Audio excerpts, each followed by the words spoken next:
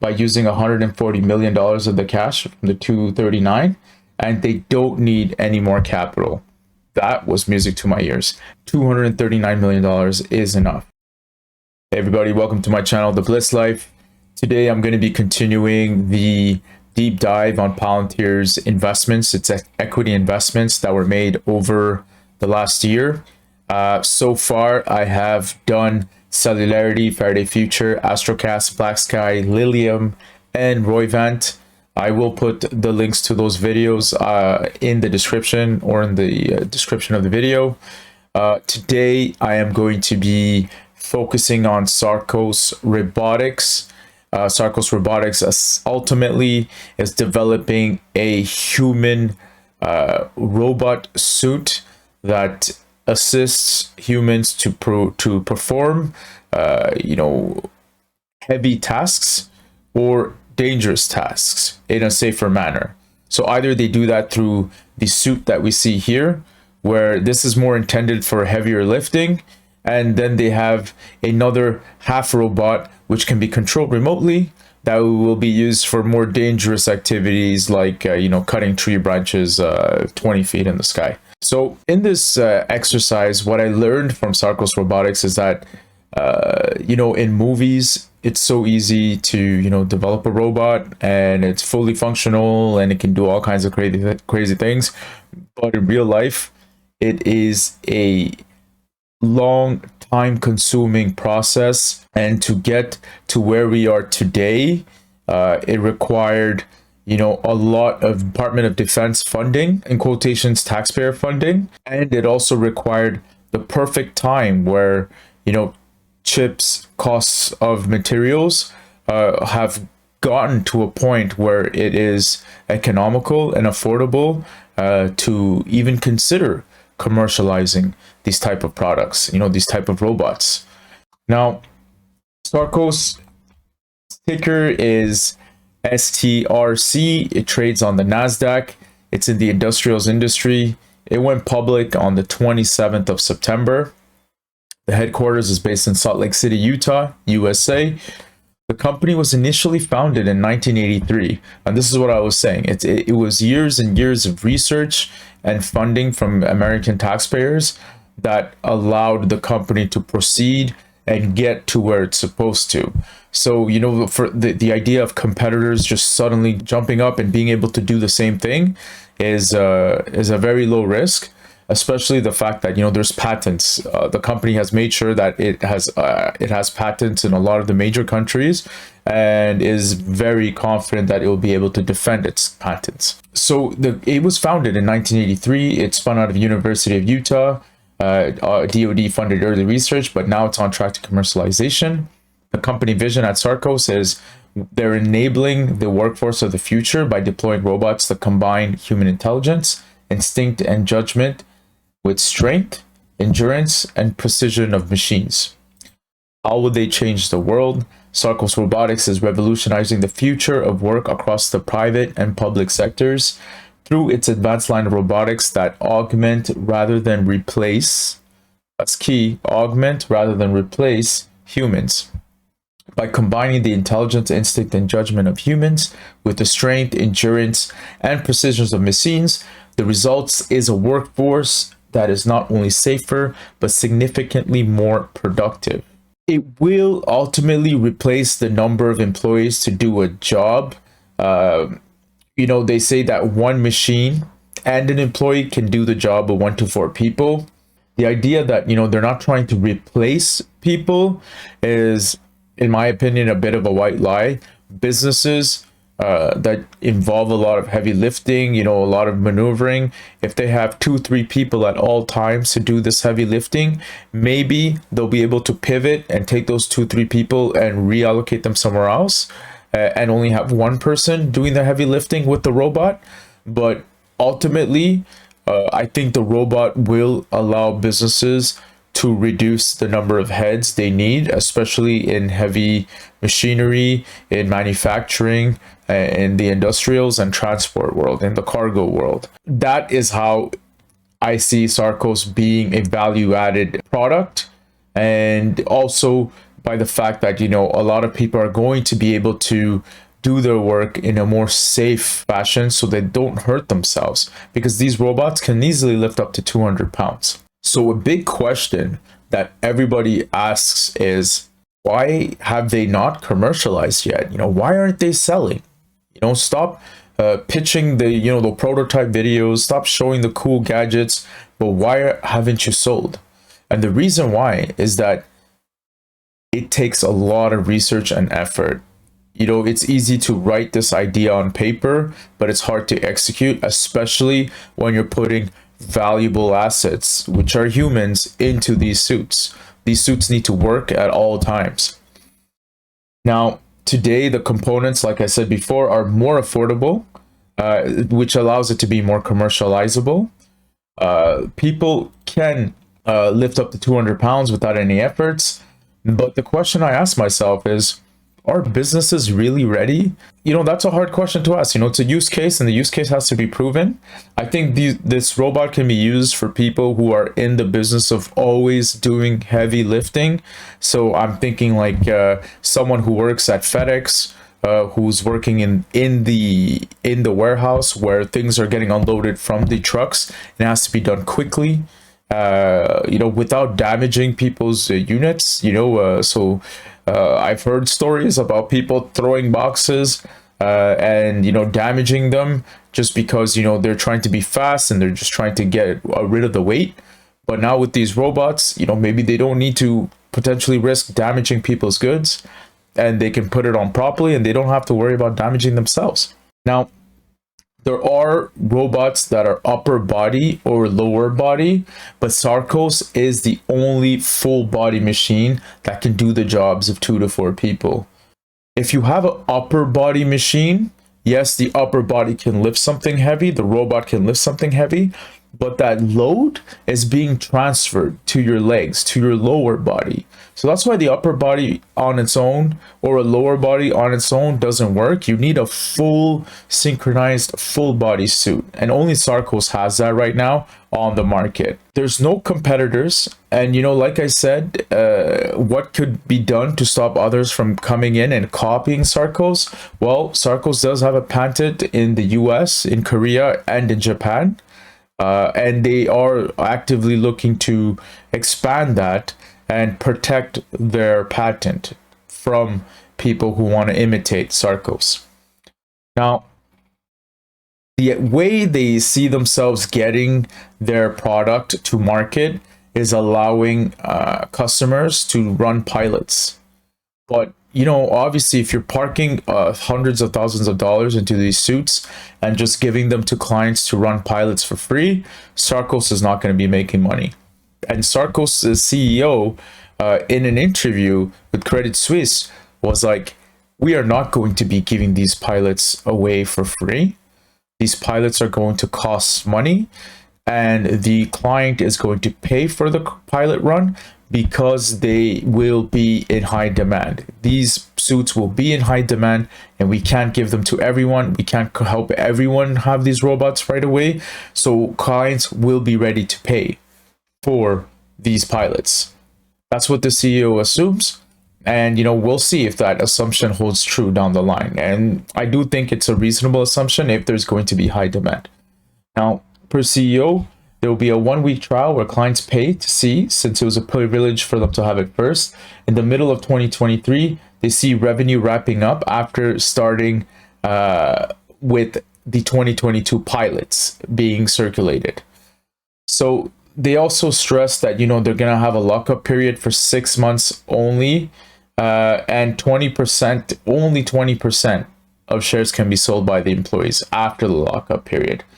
The rest can only be sold. The rest of the 80% can only be sold when the company delivers 20 commercial units. So all of the employees have a vested interest in making sure that Sarcos does get to the commercialization point, does produce more than 20 units for sale. My initial instinct, being someone who was a finance lead at a manufacturing facility with over 1,000 employees, was, how will the unions react?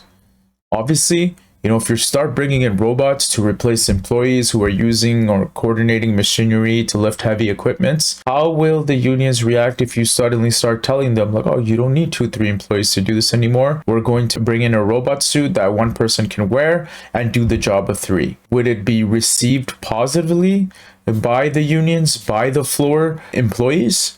With no disrespect, I say this, but, will the robot suits just suddenly stop working once they get to the floor because people don't want to adopt them?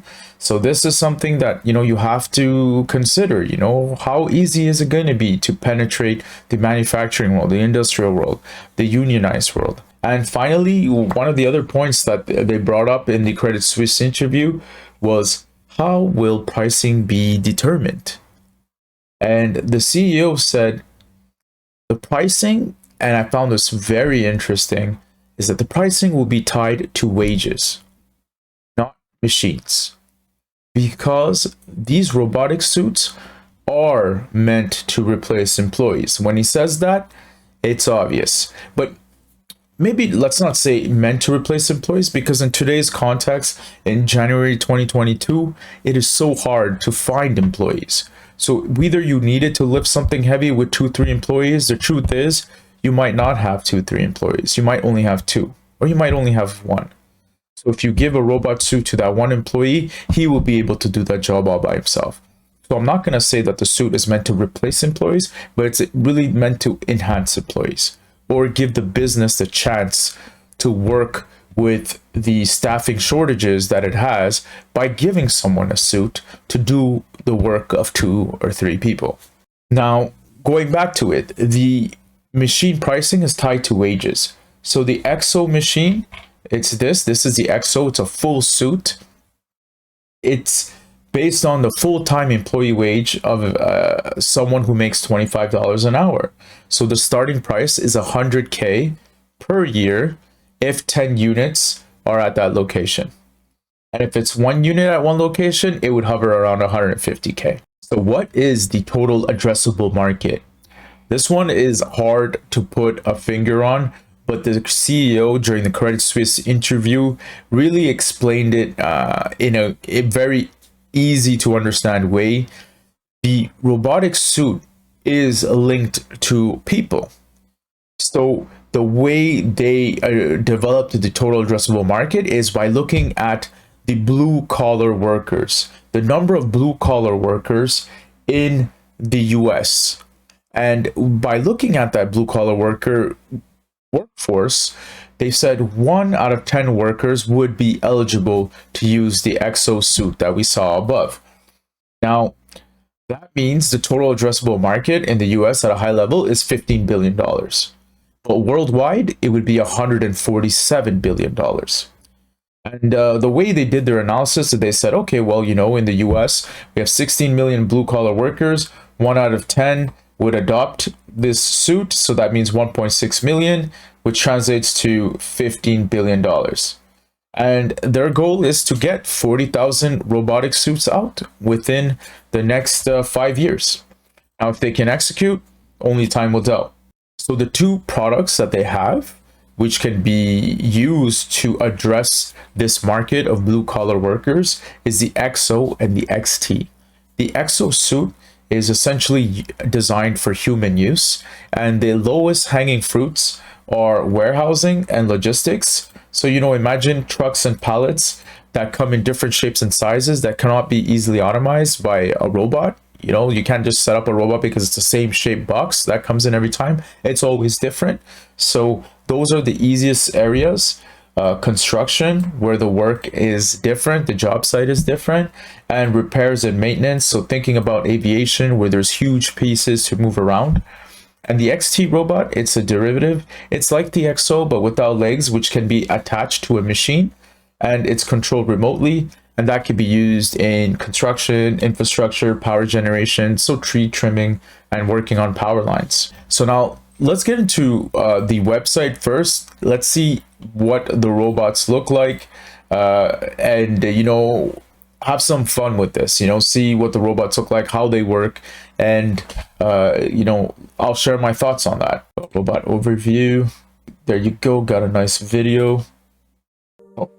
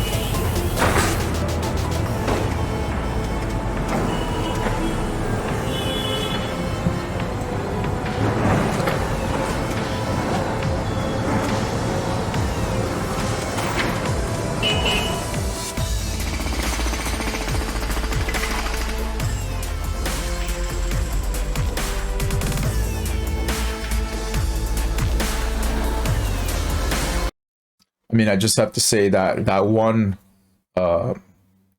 employee, you know, he's working in construction, military, the airport. You know, he needs to find something, you know, a stable career in his life. You know, it seems like he doesn't know what he wants to do yet. So I'm wishing him the best. So, keep going.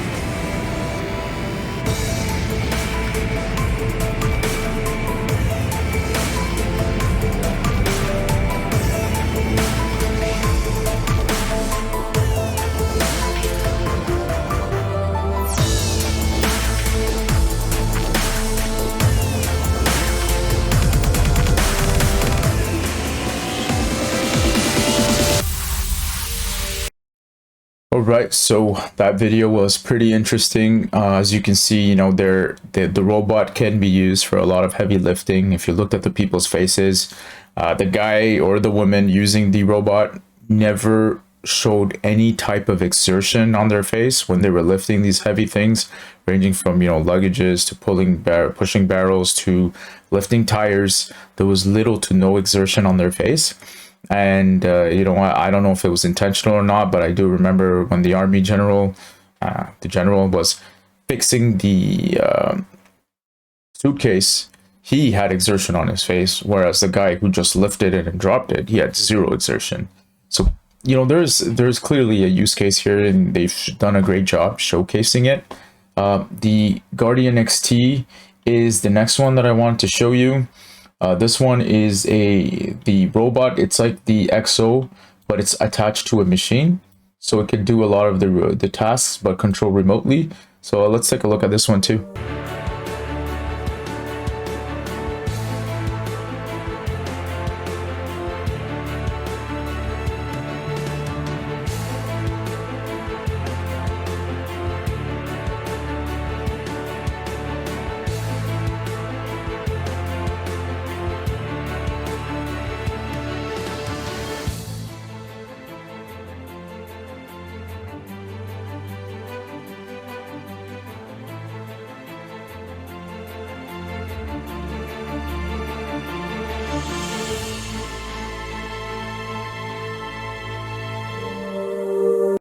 All right, so now that we've seen those two videos, you know that these robotic suits are real. They do have some real life use cases. The big question is, can they convince the market to buy in? And that only time will tell.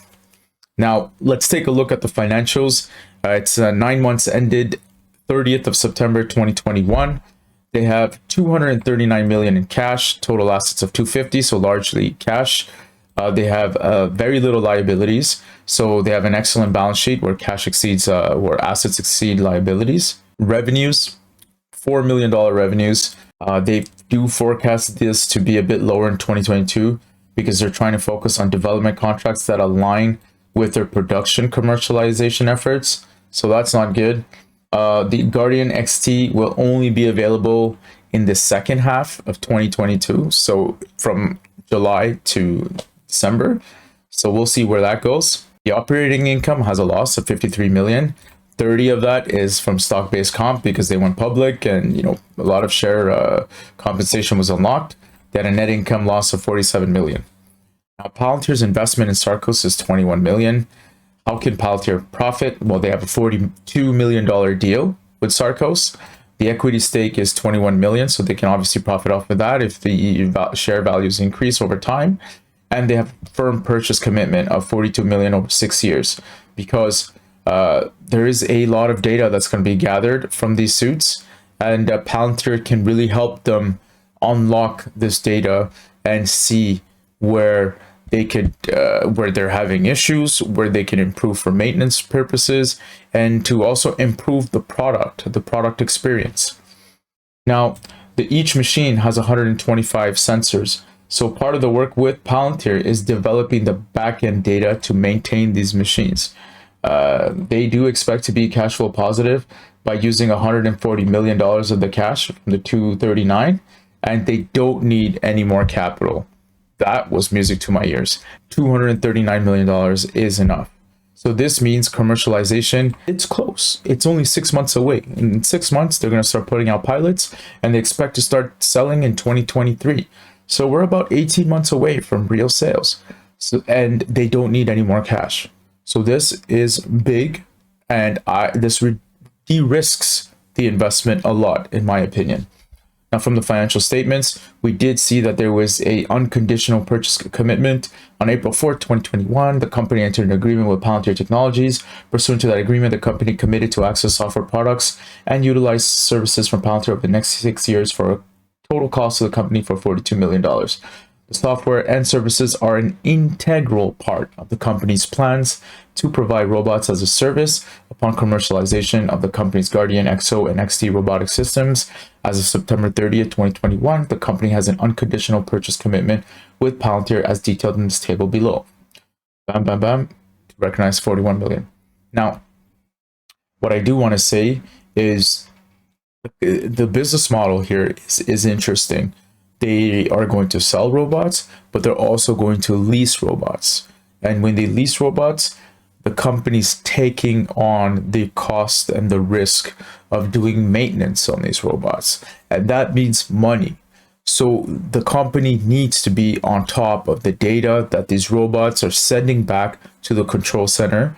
And Palantir is going to be helping the company understand this data and try to essentially do cost-effective maintenance. Before something gets too big of an issue, Palantir will be able to detect it and be able to do a timely repair before it gets out of hands. And before, you know, the company has a lawsuit on its hands. Because imagine someone imagine someone lifting 200 pounds and suddenly the machine just stops working, and the person just flips over, not expecting it to happen, and like cracks their head. You know, you don't want that to happen. And these are very real risks with these robotics. Now, in the news, let's take a look as to what we have. So as early as the 12th of October 2021, the US Navy increases contract award for Sarcos Guardian DX, highly dexterous mobile robotic avatar system. Sarcos Technology and Robotics Corporation. So this is the video that they have at Credit Suisse. I don't think we need to watch it together because I've already touched on all the key points that I thought were pertinent, but I will add it in the links below so you can take a look at it when you have a few moments. And here, Sarcos Technology and Robotics Corporation strengthens leadership team by appointing Ben Wolf as the executive chairman. So that was the latest news. All right, so where do I see Sarcos Robotics on the Bliss Life score? I think it is important that the company is doing a good job. They did develop an excellent product that is going to be used in the workforce. It's going to reduce a lot of injuries, allow people to do their work safely and effectively, which is so important in the workplace. And they're going to allow companies that are struggling even to find headcount in the post-COVID world or in a COVID world to be able to do what they have to do with this robotic suit. So instead of needing 2-3 people to do a job, they just need one person to do the job with the suit. So I definitely give that a green. I think it's positive. Are they profitable today? No, they're not, but they do not need any more capital to get to commercialization. So that is very exciting. In the second half of 2022, they're going to start circulating pilots. And in 2023, they're going to start seeing sales. So this is very exciting. And I think that de-risks the investment in a big way. And the risk versus reward, I think the reward is absolutely worth the risk. Don't forget, Palantir did invest a sizable amount. They invested $21 million, but they did get a contract for $42 million. I'm not concerned about collection on that $42 million at all, because the company is going to commercialize and circulate their robots in the second half of 2022 and in 2023. So the money's going to be flowing in, and I do think Sarcos Robotics does have a future, given their patents, given their backing from the DoD and the American taxpayers. I think Sarcos Robotics is going to be a company that's here to stay. And because of all of these factors, I do give this investment a win. And I am actually excited to see where the company goes. So I want to thank everyone for watching this video, for subscribing, for liking, and for leaving me your comments. It means a lot. Your support means a lot. I'm going to be continuing this series. There are a lot of other investments to go through. I know that Wejo is another big one that everybody's excited about. Babylon Health is another one. And there's also a few others that already were signed after September 30th, 2021. So I am going to continue going through this list and expanding on what Palantir is up to with these investments, and helping us see if it's worth it or not, if it's a win or an L. So thank you very much, and I'll see you on the next one.